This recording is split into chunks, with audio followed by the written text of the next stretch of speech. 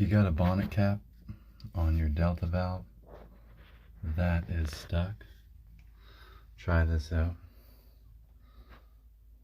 I got a 2 by 1.5 inch fernco. Tightened on my 1.5 inch. Slide it over. Make sure your gear clamp is right over top of the ring. Tighten it on there. This thing I couldn't even budge, and I was ripping it up with my channel locks. So I tried this.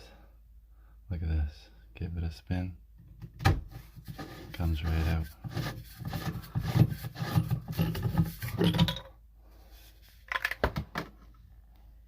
There it is.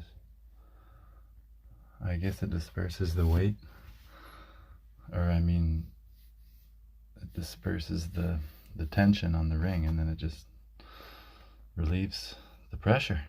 So give it a shot. It works great.